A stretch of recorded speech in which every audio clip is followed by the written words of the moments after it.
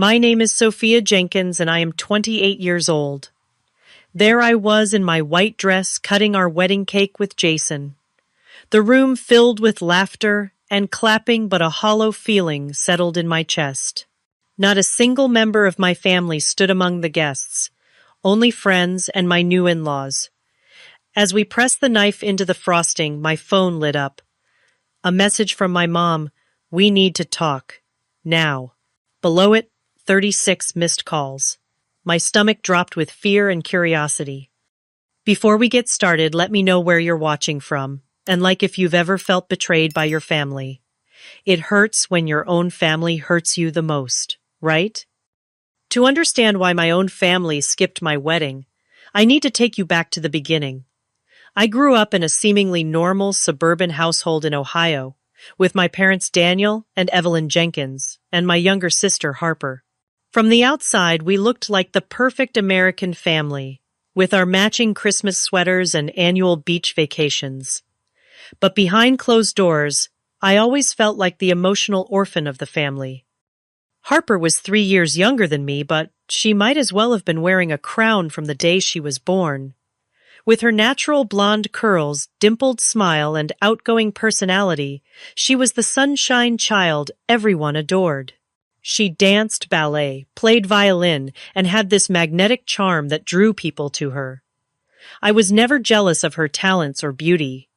What hurt was how differently our parents treated us. Mom, I got accepted into the advanced science program, I announced one evening during my sophomore year of high school, clutching the congratulatory letter.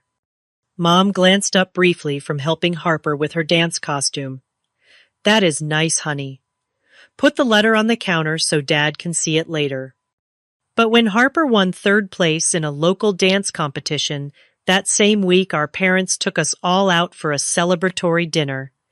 They ordered champagne for themselves and made a toast to our little star. I sat quietly pushing food around my plate, wondering why my achievement warranted nothing more than a passing acknowledgement. This was not an isolated incident. It was the pattern of my childhood. I excelled in mathematics and science, earning scholarships and academic awards, but my achievements were always overshadowed by whatever Harper was doing at the moment. My parents missed my high school graduation ceremony because Harper had a recital the same day. You understand, right? This is really important for her future, Mom explained when I expressed my disappointment. I did understand, but that did not make it hurt any less. By the time I entered college, I had accepted my place in the family hierarchy. I stopped calling home as frequently knowing conversations would inevitably shift to Harper's latest accomplishments. I built my own life, made friends who valued me and focused on my education and future career in biomedical engineering. My senior year of college, when I graduated with highest honors, my parents promised they would attend the ceremony. I reserved 4 seats in the auditorium, 2 for them, 1 for Harper, and 1 for my best friend Naomi. The morning of graduation, I received a text from my mother Harper, got a call back for a major audition. We need to drive her to New York. So proud of you, though. Take pictures. Only Naomi's seat was filled that day. Naomi became the family I chose. We met during freshman orientation and clicked immediately.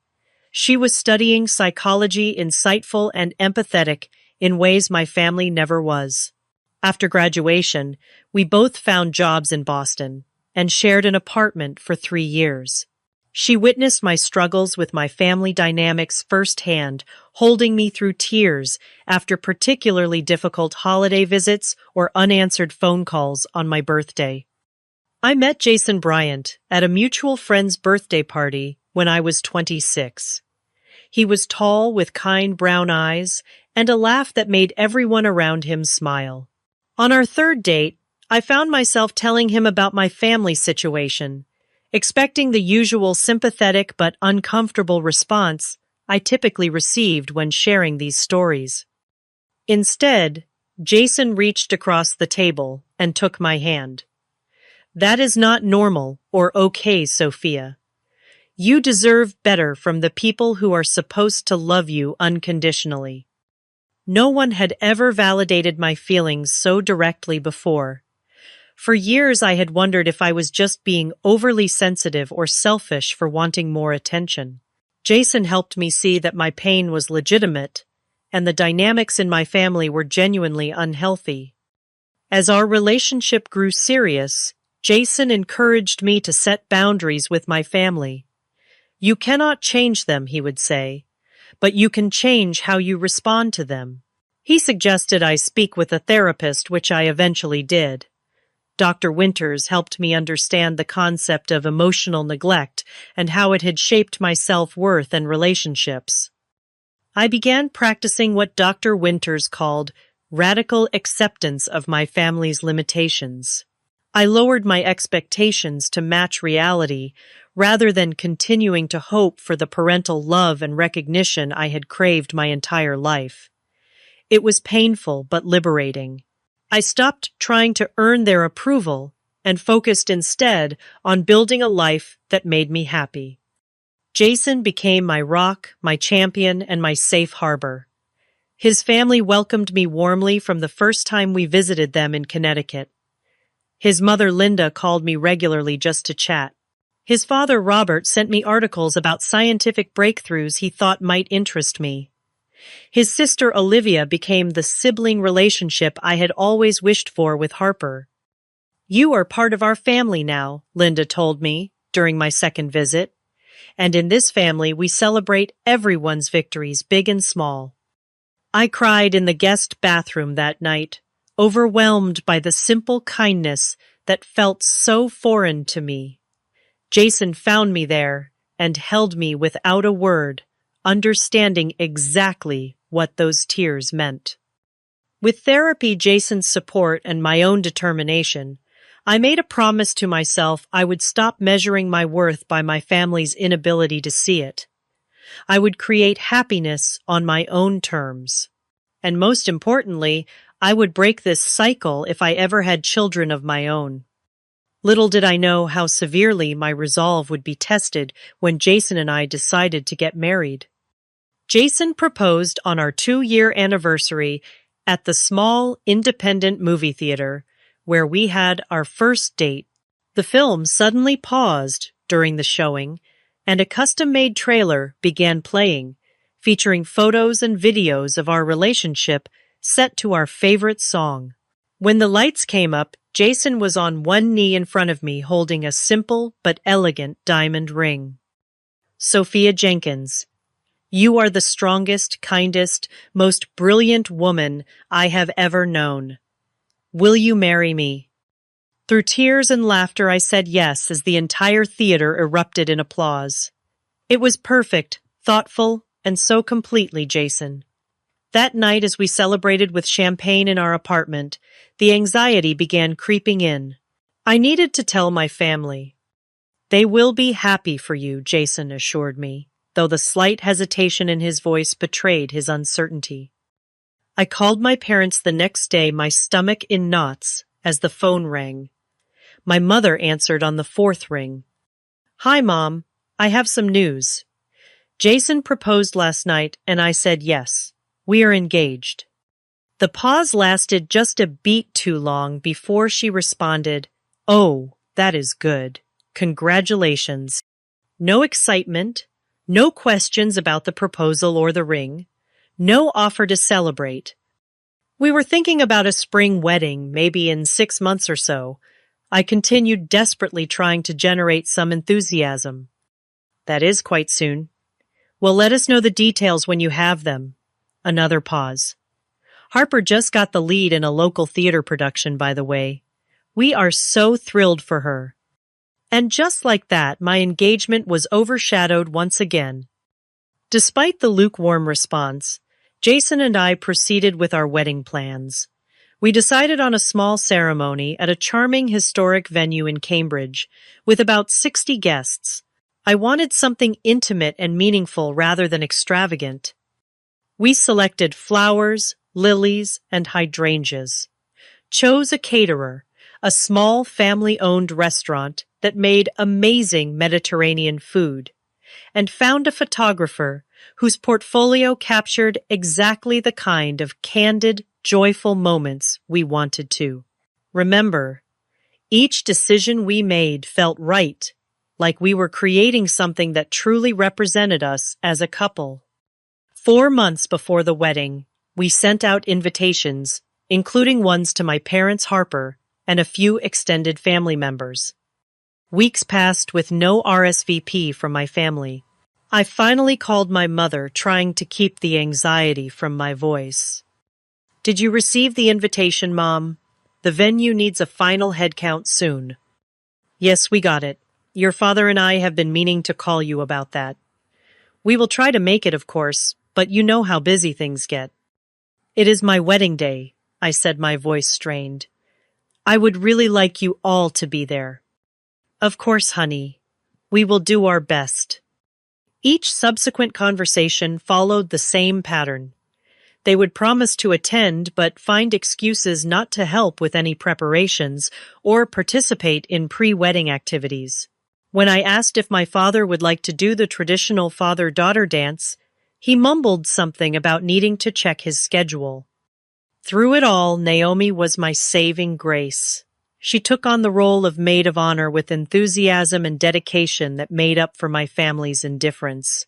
She organized a beautiful bridal shower, helped me shop for my dress, and listened patiently through my tearful venting sessions. "They will come around," she assured me, "and if they do not, I will be standing right beside you the entire day. You are not alone, Sophia." Jason's family, too, stepped up in extraordinary ways. His mother offered to help with the seating arrangements and favors. His father insisted on contributing to the costs, though we had initially planned to pay for everything ourselves. Olivia threw me a separate bridal shower with Jason's extended family, making me feel truly welcomed into their clan. During this time, my relationship with my own family grew increasingly strained. My calls home were met with distracted conversations and quick excuses to hang up.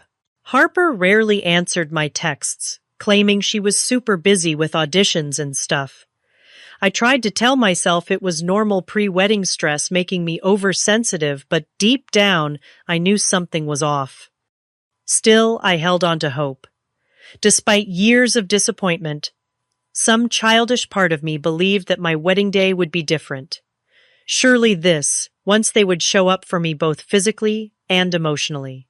This milestone would finally be important enough to warrant their full attention and support. With Naomi by my side as my maid of honor and Jason's unwavering support, I pushed forward with our plans, determined to create a beautiful day regardless of my family's level of involvement. I chose to focus on the people who were showing up for me rather than those who might not. "Your wedding will be perfect because it is about you," and Jason Naomi reminded me. "Everything else is just details." I clung to those words like a lifeline as the day approached, never imagining just how dramatically my family would prove me wrong. 2 weeks before my wedding, I was scrolling through Instagram during my lunch break when my thumb froze over a photo that made my heart stop. It was Harper beaming at the camera, her left hand prominently displayed to showcase a sizable diamond ring. The caption read, "He asked." I said yes, engaged number, future Mrs. Williams. I stared at the screen, unable to process what I was seeing. Harper was engaged. To Patrick Williams, the guy she had been dating for barely 6 months, and no one had bothered to tell me. The comment section was filled with congratulations, including several from my parents. My mother had written, "So happy for my beautiful baby girl. Cannot wait to celebrate this weekend." My hands shaking, I called my mother immediately. She answered on the second ring, sounding cheerful until she realized it was me. "Sophia, is everything okay? I am a bit busy right now." "Harper is engaged," I asked, my voice barely above a whisper. A pause. "Oh, you saw the post." "Yes, Patrick proposed last weekend." It was so romantic he took her to that vineyard upstate and— Why did nobody tell me? I interrupted. Well, honey, you have been so busy with your own wedding plans. We did not want to bother you. Something in her tone did not ring true. I pressed further. Mom, what is this about celebrating this weekend? My wedding is in 2 weeks. Another longer pause. Harper is having a small engagement party on Saturday. Just family and close friends. This Saturday, my stomach dropped. But that is my wedding day. Is it? Oh dear, I thought your wedding was the following weekend. Her voice sounded falsely confused. Harper has had this date planned for her party for a while now. How could she have planned it weeks ago, when she just got engaged last weekend? I asked, logic cutting through my shock. Well, they have known they were getting engaged. They just made it official. Recently, my mother hedged. Then, her voice took on an irritatingly reasonable tone. Honey, would it be possible for you and Jason to reschedule? We have already put down deposits for Harper's party, and everyone has made arrangements. The request was so outrageous, so hurtful, that for a moment I could not speak. Reschedule my entire wedding with all the vendors booked and guests invited because my sister decided to have her engagement party the same day. No, Mom. We cannot reschedule our wedding. We have 60 people coming, contracts signed, everything arranged. Well, she sighed as if I were being the unreasonable one. I suppose we will have to figure something out, but you know how important this is for Harper. She has been dreaming of this engagement for months. And I have been planning my wedding for 6 months, I said, my voice rising, despite my efforts to stay calm. You all RSVP'd yes. Dad is supposed to walk me down the aisle. We will try to make it to part of your ceremony, she offered, as if suggesting a compromise. Maybe we can split our time between both events. I ended the call shortly after, too stunned and hurt to continue the conversation. Immediately I called Naomi, who expressed appropriate outrage on my behalf. That is insane, she declared. They cannot expect you to share your wedding day, or worse, reschedule it for an engagement party. An engagement party, not even her actual wedding. What should I do? I asked, fighting back tears at my desk. Nothing. You do absolutely nothing, except have your beautiful wedding as planned. If they choose Harper's party over your wedding, that is on them, not you. And I promise you, Sophia, I will be right there with you the entire day. You will not be alone. Jason was equally supportive when I told him that evening, though I could see the anger flash in his eyes before he controlled it for my sake. Your family is making a choice, he said gently, and it is a poor one that reflects on them, not on you. Our wedding will be wonderful because we will be surrounded by people who truly love and support us. But what if none of my family comes? I asked, voicing my deepest fear. Then we will still get married, still celebrate, and still begin our life together, he said firmly. My family will be there, our friends will be there, and most importantly, we will be there, promising to be each other's family for the rest of our lives.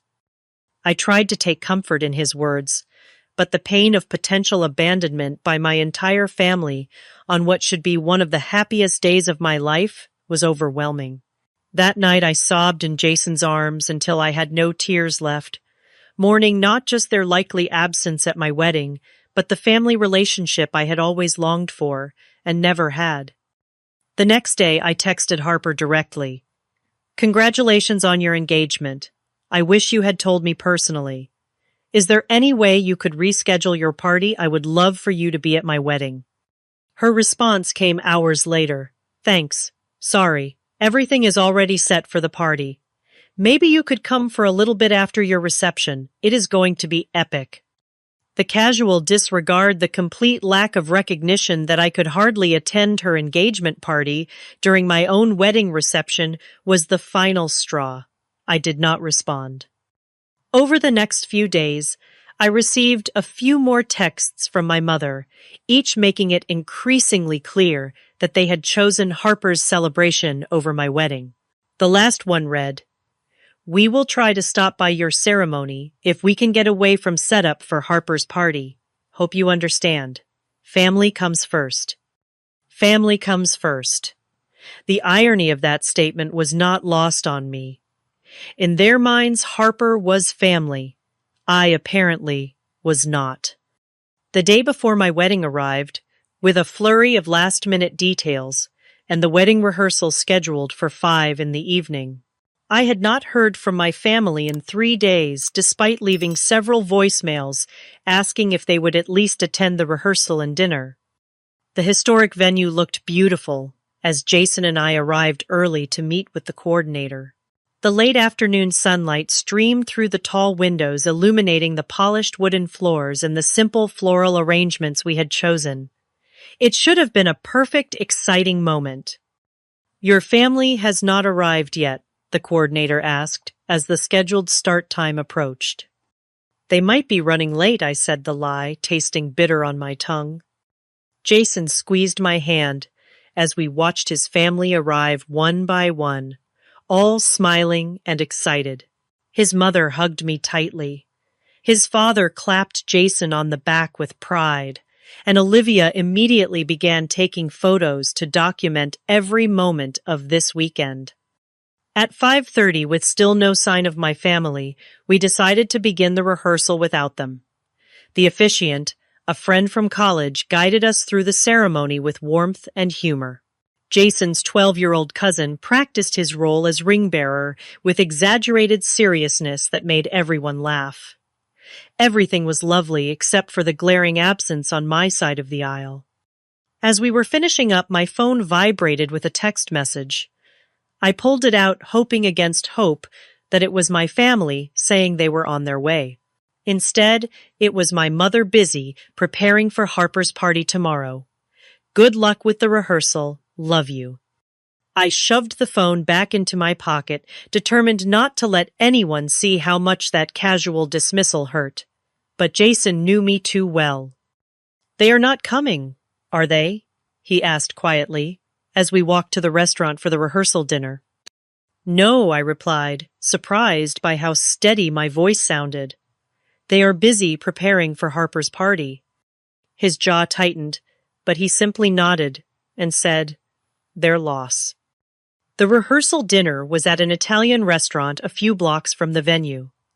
Jason's parents had reserved a private room decorated with white roses and candles. Place cards marked each seat at the long table, including spots for my absent family members. I made it through the appetizers before excusing myself to the restroom, where I leaned against the sink and took deep breaths to push back the tears threatening to spill over. This was supposed to be a happy time, and I refused to let my family's choices ruin it completely. When I returned, I found Linda had removed the empty place cards for my family and rearranged the seating to close the gaps. She gave me a small smile and a wink, and I felt a rush of gratitude for her thoughtfulness. The dinner proceeded with toasts and stories and laughter. If anyone noticed my occasional forced smile or distant gaze, they kindly did not mention it. Naomi sat beside me, her presence a constant comfort as she effortlessly charmed Jason's relatives and kept conversations flowing whenever I fell quiet. "Tomorrow will be perfect," she assured me as we prepared to leave. "I will be at your hotel at 9 in the morning with coffee and breakfast. We will get your hair and makeup done, get you into that gorgeous dress, and make you the most beautiful bride Boston has ever seen." I hugged her tightly. "I do not know what I would do without you." "You will never have to find out," she promised. Back at the hotel, Jason kissed me goodnight before heading to stay with his best man, following the tradition of not seeing each other before the wedding. "This time tomorrow we will be husband and wife," he said. "Nothing else matters." Alone in my hotel room, I allowed myself one last attempt at reaching out to my family. I called my father's number, heart pounding as it rang. Hello? He sounded distracted. Dad, it is Sophia. I just wanted to check if you are still planning to come tomorrow, to walk me down the aisle. A long pause. Sophia, I am sorry. Your mother needs me to help with Harper's party. There is so much to do, and you know how important this is to your sister. More important than your oldest daughter's wedding? I asked, my voice breaking despite my best efforts. That is not fair. We did not realize the dates would conflict. There is no conflict, Dad. You chose. I could not keep the bitterness from my voice. I am sorry you feel that way, he said stiffly. I hope you have a nice wedding. The call ended, and I sat on the edge of the bed staring at the wall. No more tears came. I felt hollow, empty, as if something had finally broken inside me that could never be repaired. My phone chimed with a text from Naomi. Just checking in. How are you feeling, bride-to-be? I managed to respond, I am okay. Looking forward to seeing you in the morning. Her reply came quickly. About that. I am so sorry, but something urgent has come up. Family emergency. I might be a little late, but I will definitely be there before the ceremony. Do not worry. A small flicker of unease stirred in my stomach. Naomi had never been vague about anything before. Everything okay? Anything I can help with, I texted back. All good, just need to handle this. Get some sleep, big day tomorrow. Something about her response felt off, but I was too emotionally drained to analyze it further. I scrolled mindlessly through social media to distract myself, only to freeze when a new post from Harper appeared in my feed. It was a selfie of her trying on what looked like a party dress, with the caption, Final fitting for tomorrow's big day. Cannot wait to celebrate with everyone who matters. The location tag caught my eye, Bellamy's Boutique, the same upscale shop where Naomi had mentioned she needed to run an errand earlier that week.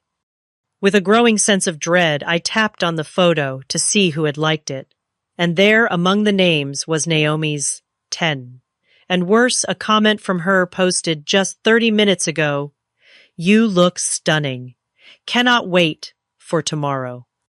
My hands shaking, I switched to Naomi's profile and found a story she had posted, then quickly deleted, but not before Instagram had placed the posted 1 hour ago marker on her profile. The betrayal hit me like a physical blow. My best friend, my maid of honor, the one person who had promised to stand by me no matter what, was planning to attend Harper's engagement party instead of my wedding. I called her immediately. The call went straight to voicemail. I texted I saw Harper's post. And your comment. Are you going to her party instead of my wedding? Minutes passed with no response. Then finally, 3 dots appeared, disappeared, appeared again. And then, I am so sorry, Sophia. Harper reached out and said how much it would mean to her if I could come. I thought maybe I could do both, but the timing will not work. I should have told you directly. I feel terrible. The betrayal was complete. I turned off my phone, unable to bear any more communication. Curling up on the hotel bed, still fully dressed, I let the tears come, ugly, wrenching sobs that left me gasping for breath. Everyone who was supposed to love me had chosen Harper again, even on my wedding day. I must have cried myself to sleep because the next thing I knew, my phone was ringing and sunlight was streaming through the hotel curtains I had forgotten to close. Groggily, I answered, without checking who was calling. Sophia, it is Allison. I am in the lobby with coffee and bagels. Can I come up? Allison Turner had been my roommate junior year of college. We had stayed in touch sporadically over the years, and I had invited her to the wedding more out of nostalgia than close friendship. I had not expected her to show up at my hotel room the morning of my wedding. Sure, I said, my voice hoarse from crying. Room 312. A few minutes later, there was a knock at the door. I opened it to find Allison standing there with a cardboard tray holding 2 coffee cups and a bag from a local bakery. "Hey, bride," she said cheerfully, then stopped when she saw my face. "Whoa! Are you okay?" The simple question broke the fragile composure I had managed to gather. To my horror, I burst into tears again right there in the doorway. Allison did not hesitate. She set the coffee and food on the nearest surface and pulled me into a hug. Hey, it is okay. Whatever it is, we will fix it." Between sobs, I told her everything. My family choosing Harper's engagement party, Naomi's betrayal, how I was now without family or a maid of honor on my wedding day. When I finished, Allison pulled back and looked me directly in the eyes. "Okay, first of all, your family and Naomi are garbage people right now. Second, I am here, and I am not going anywhere. If you will have me, I would be honored to step in as your maid of honor today." "You would do that?" I asked, stunned by her offer. "Absolutely. What are friends for now? Drink this coffee while I call the hair and makeup people to confirm they are still coming here at 9, and then we are going to make sure you have the most beautiful, meaningful wedding day possible, regardless of who is or is not there." In that moment, with Allison taking charge and showing me more loyalty than people I had counted as much closer friends, I felt a small spark of hope return.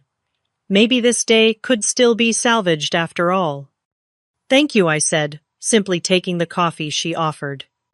"No thanks needed. Now let us get you ready to marry the love of your life." The morning of my wedding day passed in a blur of activity. The hairstylist and makeup artist arrived at 9 sharp, transforming my tear-swollen face into something radiant. Allison proved to be an exceptional stand-in maid of honor, anticipating needs I did not even know. I had making me laugh with college stories. I had forgotten and keeping me distracted from thoughts of my absent family. By the time I stepped into my wedding dress, a simple but elegant, a line with delicate lace detailing, I almost felt like the bride I had imagined being. Almost, but not quite. The hollow feeling returned as I realized there would be no mother to help with my veil, no father waiting to walk me down the aisle.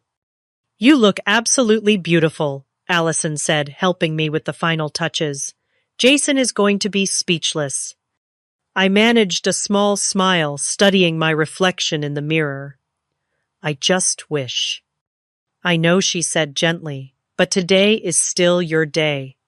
Focus on Jason, on the life you are building together. That is what matters most."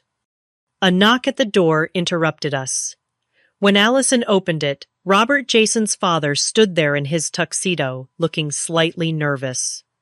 "I hope I am not intruding," he said, his kind eyes finding mine. "Jason mentioned that your father, well, that he might not be here today. I wanted to offer my services if you would like someone to walk you down the aisle. No pressure at all, just an option." The unexpected kindness brought fresh tears to my eyes. "I would be honored, Robert. Thank you." He nodded, clearly emotional himself. "The honor is all mine, Sophia. You have made our son happier than we have ever seen him. You are already part of our family today, just makes it official." As we arrived at the venue, my phone remained silent. No messages from my parents, Harper or Naomi. I had known not to expect them, but the confirmation of their absence still stung. I took a deep breath and handed my phone to Allison. "Hold this for me. I do not want any distractions during the ceremony." "Absolutely," and I turned the ringer off just in case. The wedding coordinator guided us to the small room where I would wait until the ceremony began. Through the window, I could see guests arriving, filling the seats on both sides of the aisle, despite knowing most would remain empty on my side. 5 minutes, the coordinator announced, and suddenly, the reality of what was about to happen hit me. I was getting married, without my family. The mixture of joy and sadness was disorienting. "Ready?" Robert asked, offering his arm as the music began. I nodded, unable to speak past the lump in my throat. Walking down the aisle was surreal. I registered the smiling faces turning to watch me, heard the soft gasps and murmurs of appreciation, but everything seemed slightly out of focus until my eyes found Jason waiting at the altar. His face when he saw me was everything I could have hoped for, a mixture of awe, love, and absolute certainty. I was vaguely aware of the empty front row on my side, the seats reserved for family that would remain unoccupied throughout the ceremony. But as Robert placed my hand in Jason's, the pain of those absences receded, replaced by the warmth of Jason's touch and the love shining in his eyes. "You look incredible," he whispered as we turned to face the officiant. The ceremony itself was brief but meaningful. We had written our own vows, and Jason's brought tears to my eyes and laughter from our guests. "Sophia," he began, "I promise to be your partner and equal in all things. I promise to celebrate your victories as if they were my own, to stand beside you through whatever challenges we face, and to create a home where you always know your worth is never in question. You are the strongest person I know, and I am in awe of your resilience and grace. Today I am not just gaining a wife, but creating a family with you, one where love is never conditional and support is never withheld. I love you, all of you, exactly as you are." The reception was held in the same venue, in a beautifully decorated hall, with twinkling lights and centerpieces of lilies and hydrangeas. Despite the notable absences, the room felt full of love and joy. Jason's extended family and our friends filled the space with laughter and conversation. If anyone noticed or pitied the bride, with no family present, they were kind enough not to show it. We had our first dance to "At Last" by Etta James, swaying gently in the center of the dance floor as our guests watched. When the song ended, Jason's father stepped forward to dance with me. For the father-daughter dance, a gesture that brought fresh tears to my eyes. "Thank you," I whispered as we moved across the floor, "for everything today." "You are family now," he replied simply. "That is what family does." The evening progressed with toasts, dinner, and more dancing. I found myself genuinely enjoying the celebration, despite the ache that lingered beneath my smile. Jason rarely left my side, as if sensing when my thoughts drifted to those who had chosen not to be there. Finally, it was time to cut the cake, a 3-tier creation decorated with fresh flowers that matched our centerpieces. Jason and I stood behind it, smiling for the photographer as we positioned the knife together. "Ready?" he asked. I nodded, and we pressed the knife into the bottom tier, everyone applauding as we made the first cut. It was at that precise moment that I felt my phone vibrate in the hidden pocket of my dress. I had retrieved it from Allison during the cocktail hour, not wanting to be completely disconnected in case of an emergency. As Jason began cutting slices for our guests, I discreetly checked the screen. A message from my mother. "We need to talk, now." Below it, I saw notifications for 36 missed calls, all from my mother, father, and even Harper, all within the last hour. My stomach dropped. What could possibly have happened that would prompt such an urgent barrage of communication after they had all but abandoned me today? "Everything okay?" Jason asked, noticing my expression. I showed him the screen. "I do not know what to make of this." "Whatever it is can wait," he said firmly. "This is our wedding day. They made their choice earlier. Part of me agreed with him, wanted to silence my phone and continue celebrating without giving my family another thought. But another part, the part that had always hoped for reconciliation, for understanding, for the family relationship I had never truly had made me hesitate. What if something is really wrong? I asked. Jason studied my face, then sighed. If you want to call them back, I understand. But remember, you do not owe them your time today. This day is ours. I squeezed his hand gratefully. I will step outside for just a minute. If it is nothing important, I will come right back. Finding a quiet corner in the venue's garden, I dialed my mother's number. She answered on the first ring, her voice tearful and frantic. Sophia, oh, thank God. We have been trying to reach you for hours. I was getting married, Mom, I said, unable to keep the edge from my voice. What is so urgent? What she said next would change everything I thought I knew about this day, about my relationship with my family, and about the sister I had always believed simply outshone me in our parents' eyes. It is Harper, my mother said, her voice breaking. Patrick called off the engagement, right in the middle of the party. He said he could not go through with it because Harper told him what she did to you. I sank onto a nearby bench, trying to process her words. What do you mean? What did she do to me? My mother's breathing was uneven, punctuated by sniffles. Harper lied to us, Sophia, about everything. She deliberately scheduled her engagement party on your wedding day. She told us that you had changed your wedding date and did not bother to tell us because you did not want us there. The world seemed to tilt beneath me. What? She showed us texts from you saying you wanted nothing to do with us, that you were having a private ceremony with just Jason's family because they were your real family now. She said you specifically asked us not to come.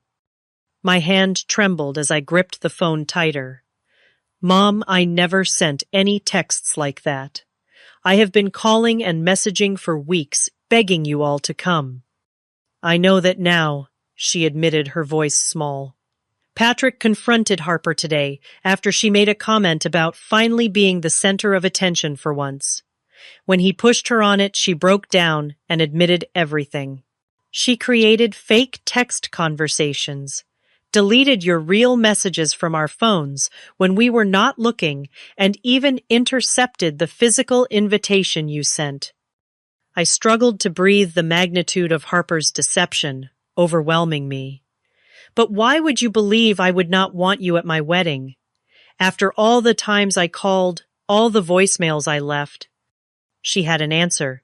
For everything, my father's voice cut in, and I realized I was on speakerphone. She said you were just keeping up appearances, that you had told her the truth about how you really felt. We should have questioned it more, should have called you directly instead of just through Harper, but she was so convincing, Sophia. She even cried about how hurt she was that you did not want your own family at your wedding. The pieces were falling into place, but one question remained. What about Naomi? Why did she choose Harper's party over my wedding? Another pause, this one, heavy with shame. Harper told Naomi that you had asked someone else to be your maid of honor. She showed Naomi fake texts from you, saying you had only asked her originally out of obligation but had found someone you connected with better. Harper convinced her that coming to the engagement party would be better than facing humiliation at your wedding. I closed my eyes, recalling Naomi's sudden change of plans, her vague excuses. It all made sense now, in the most twisted way possible. Where is Harper now? I asked, my voice surprisingly steady despite the storm of emotions inside me. She left after Patrick broke things off. We do not know where she went. My mother's voice cracked again. Sophia, we are so sorry. We failed you completely. I do not expect you to forgive us. But we needed you to know the truth. I need to process this. I said, my mind reeling. I am in the middle of my wedding reception right now. Of course, my father said quickly. We could not wait another moment to tell you the truth. Is there any chance we could see you tonight or tomorrow, whenever you have time? The request was so surreal after everything that had happened. My wedding day, which I had imagined since childhood would include my family, was almost over. They had missed the ceremony, the vows, the first dance, everything that could not be recreated. I will text you the address of our hotel, I said finally. We will be back there around 11 tonight. You can meet us in the lobby. After ending the call, I sat motionless, trying to comprehend the magnitude of Harper's betrayal and my parents' gullibility. How could Harper have orchestrated something so elaborate, so cruel, and how could my parents have believed her so easily without ever speaking directly to me? Sophia Jason's voice broke through my thoughts. He stood a few feet away, concern etched across his features. You have been out here for almost 15 minutes. Is everything okay? I looked up at him, my husband of just a few hours, and felt a rush of gratitude for his steady presence in my life. No, I answered honestly, nothing is okay. But I think maybe it will be eventually. I told him everything, watching his expression shift from shock to anger to disbelief as the full story unfolded. That is, he struggled to find words.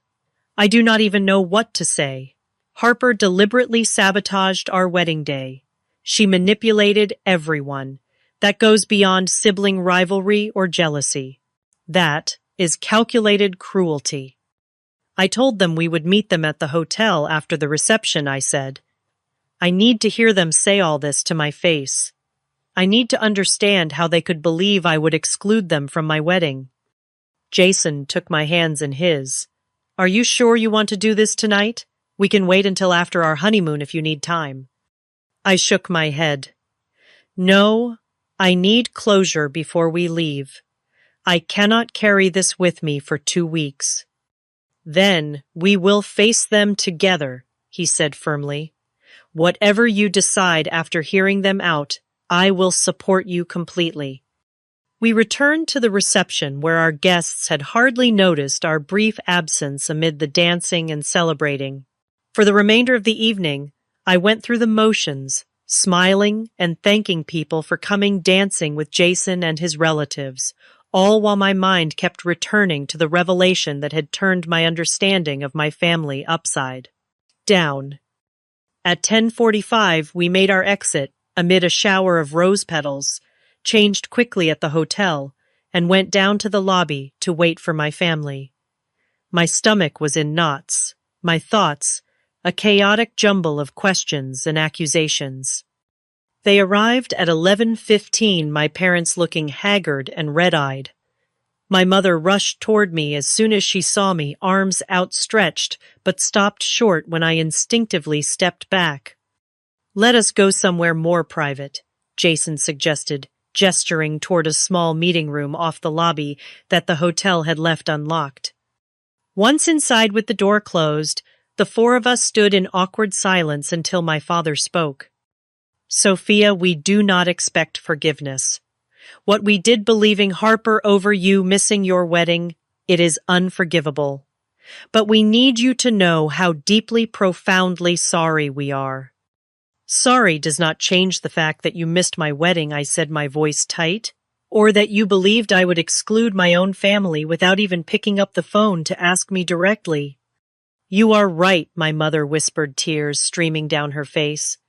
There is nothing we can say to justify our actions. We failed you as parents, not just today, but for years. Why was it so easy for you to believe I would not want you there? I asked the question that had been burning inside me since the phone call. What kind of relationship did you think we had that would make that believable? My parents exchanged a pained look before my father answered. The truth is, we knew we had not been good parents to you, Sophia. We knew we had favored Harper, made excuses for missing your important moments, failed to celebrate your achievements the way we should have. When Harper told us you did not want us at your wedding, part of us believed it because we felt we deserved that rejection. So you just accepted it, without fighting for a relationship with me, without even trying to make amends. We were cowards, my mother admitted. It was easier to believe Harper's lie than to face the truth of how we had failed you. And she is our daughter too, so we never imagined she would lie about something so important. Where is Harper now? I asked. Why is not she here apologizing herself? We do not know, my father said. She left after Patrick confronted her. She is not answering our calls either. I shook my head, overwhelmed by the whole situation. I do not understand how she could do this. We have had our issues, but this level of deception, of cruelty, I think she has always been jealous of you, my mother said quietly. Your intelligence, your independence, the genuine relationships you build. We spoiled her, made her the center of attention, but I think deep down she wanted what comes naturally to you. Real connections, real accomplishments. Jason, who had been silent until now, spoke up. That might explain her feelings, but it does not excuse her actions. What she did was deliberate and destructive. You are right, my father agreed. There is no excuse, and we enabled her behavior for years by always giving in to her demands and tantrums. I looked at my parents, really looked at them maybe for the first time in my adult life. They seemed smaller, somehow diminished by their guilt and shame. Despite everything, a part of me ached for the family we could have been, should have been. I cannot forgive you tonight, I said finally. I do not know if I can ever fully forgive missing my wedding, but I am willing to try to build something new going forward if you are truly committed to change. They both nodded, eagerly, tears flowing freely now. That means acknowledging the patterns that got us here, I continued. It means therapy, both individually and as a family. It means real accountability, not just for today, but for years of emotional neglect. Anything my mother said immediately. We will do anything. And Harper needs professional help too, I added. What she did goes beyond normal sibling rivalry. We know, my father agreed. When we find her, getting her help will be our priority. We talked for another hour, painful but necessary conversation that began the process of exposing the dysfunctional patterns that had defined our family dynamics for decades. No magical reconciliation occurred that night, no tearful group hug that erased years of hurt, but something shifted, a door opened that had long been closed. As Jason and I finally headed up to our room, emotionally drained, but strangely at peace, he squeezed my hand. Are you okay? I considered the question carefully. Not yet, but I think I will be. 6 months passed since our wedding day. Jason and I settled into married life in our apartment, learning the rhythms of being partners in all things. The honeymoon in Greece had been beautiful, a much-needed escape from the family drama that had overshadowed our wedding. For 2 weeks we explored ancient ruins, swam in crystal-clear waters, and began healing from the events surrounding our marriage. Upon our return, the real work began. True to their word, my parents had started therapy both individually and together. They suggested family therapy with me, which I agreed to after some hesitation. Every Thursday evening, we met with Dr. Patterson, a family therapist specializing in adult family dynamics and estrangement. Healing is not linear, Dr. Patterson reminded us during one particularly difficult session. There will be progress and setbacks. The important thing is commitment to the process. Harper had resurfaced 3 days after the wedding, calling my parents from a hotel room where she had been hiding, ashamed and afraid to face the consequences of her actions. They convinced her to come home and immediately found her a therapist of her own. It took 2 months before I agreed to see her.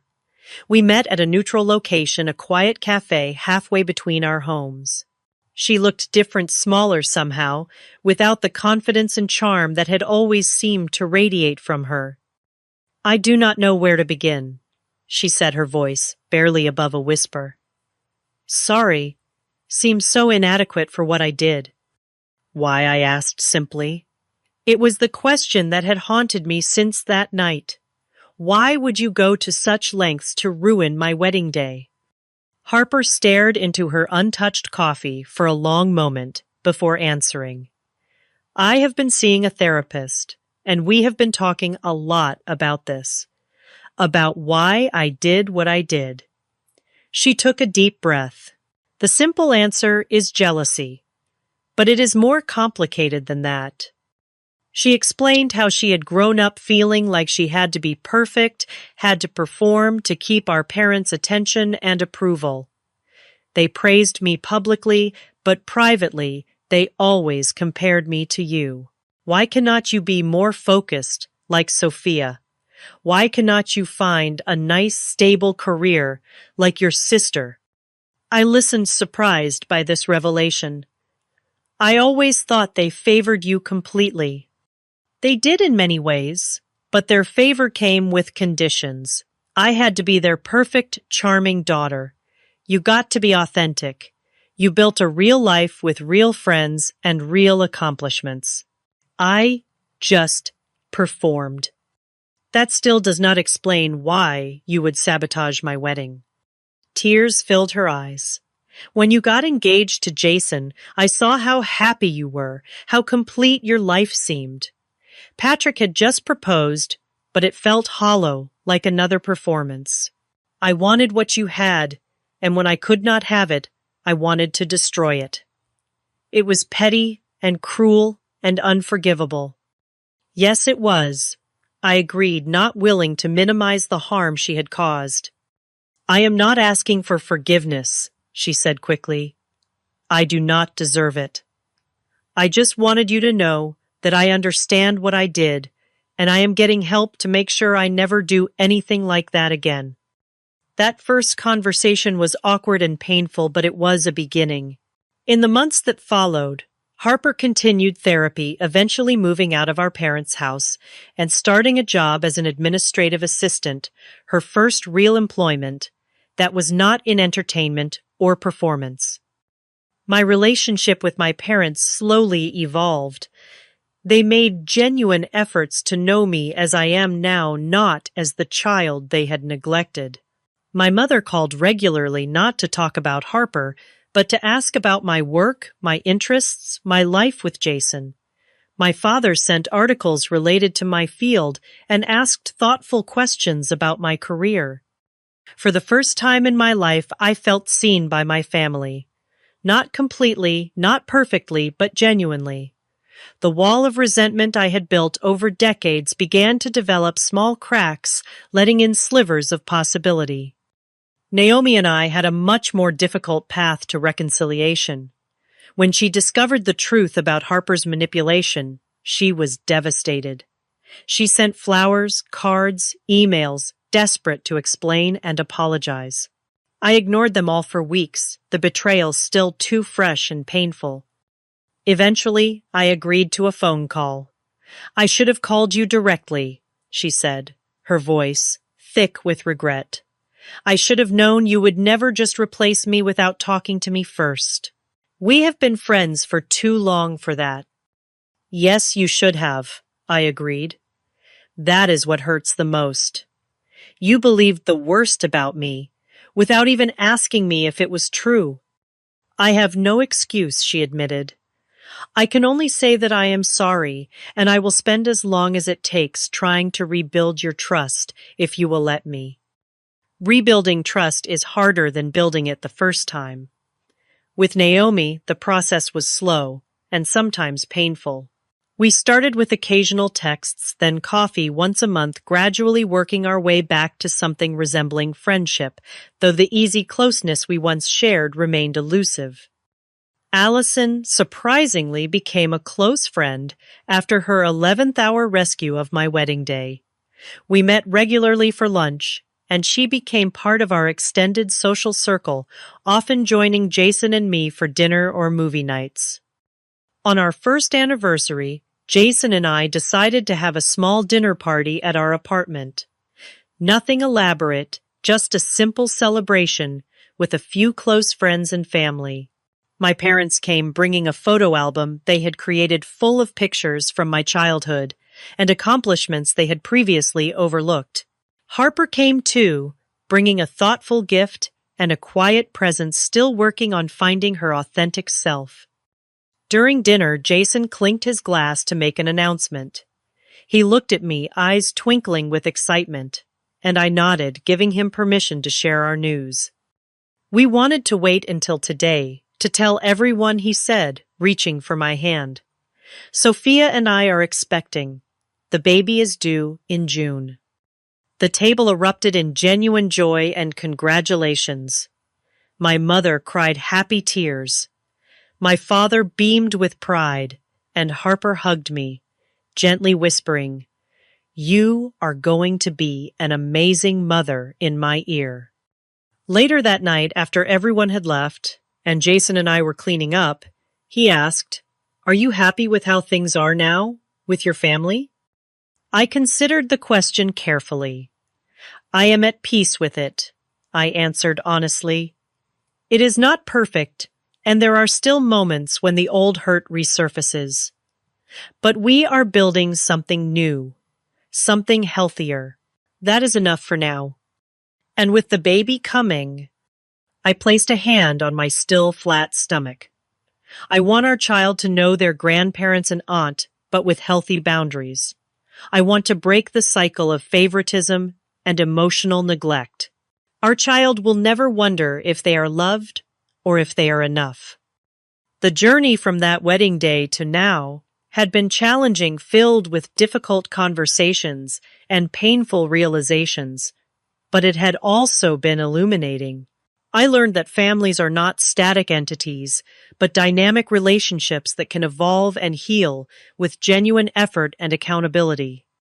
I learned that sometimes the greatest gift we can give ourselves is setting clear boundaries, demanding the respect we deserve, and being willing to walk away from relationships that consistently diminish us, even when those relationships are with family.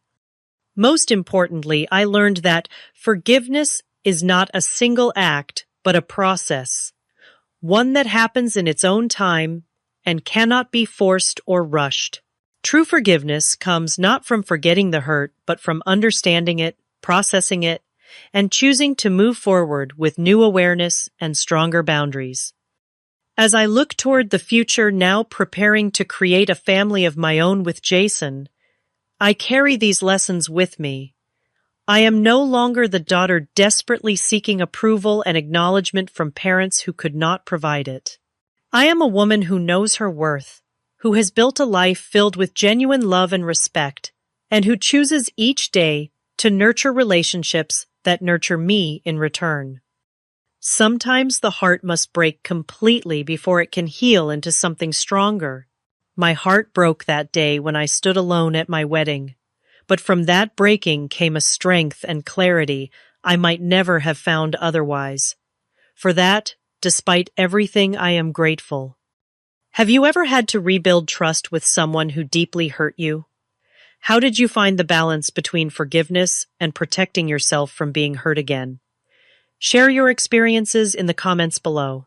If this story resonated with you, please like and subscribe for more real-life experiences. Thank you for listening to my journey. And remember, healing is not about erasing the scars, but about wearing them with the knowledge that you survived something difficult and emerged stronger.